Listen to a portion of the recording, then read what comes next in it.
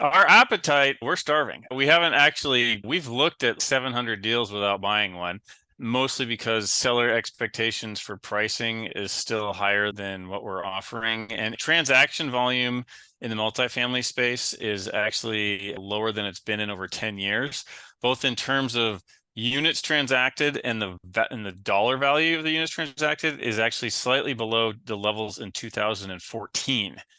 And prices were a heck of a lot lower back then. So that's impressive to be lower than that dollar volume. So we are very much making offers. In the last 3 to 4 months, we've actually have started getting close on some. Previously, we might be 20, 30% off. Now, in a lot of cases, we're only off a couple of percent. We actually have had a couple of signed LOIs that got blown up for reasons outside of our control. One of them was an approved short sale, and then the lender changed their mind and decided they just weren't going to approve it. And 6 months later, everything's still in limbo, and the property's performance is just going down the toilet because no one's paying attention because no one cares anymore. So, with all that said, it feels like transaction volume is starting to inflect upward. Brokers that we talk to are saying they're doing a lot more BOVs, or broker opinion of value. And what that means is that means sellers are at least considering selling, right? Because they're reaching out and going to the broker and going, what do you think this thing's worth? It means they're at least thinking about it. And so that's a very much leading indicator that inventory may be coming. We are big believers that at some point, we thought it would have happened by now, but there's been a lot of extend and pretend and other factors. I do think there's going to be a lot of opportunity coming up. I'd say by the start of 2025, we are gearing up to acquire as much as we can in the next 12 to 24 months, because I think that's going to be worth a heck of a lot more than it is today by the time you get to 2028 and 2029. And yeah, so that's what we're doing. We've hired a couple more people.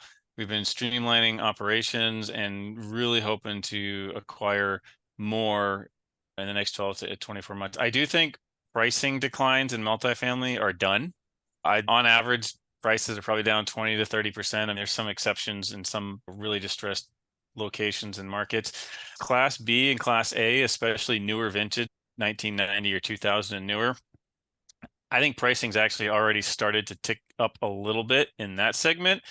Class C or Class D, even though Class D doesn't exist, right? Because no one actually admits to owning or trying to sell a Class D property. Just the theoretical Class D. I think prices may have some further room to the downside in that space because cap rates haven't really expanded enough there. And a lot of those properties are going no bid, meaning an A- property built in 2015 in a good area is getting 30 offers, where a 250 unit 1972 property in a submarket with low incomes and high crime is getting no offers. Yeah, and so the only way you fix that is pricing has to come down further. I think you're going to see some potentially more downside in Class C and D. I think B and A is probably done unless we get another huge run up in interest rates. But other than that, there is so much pent up demand from buyers looking to acquire these assets that even if volume does significantly increase in the coming months, there's more than enough guys like me ready and more than willing to try to absorb those properties.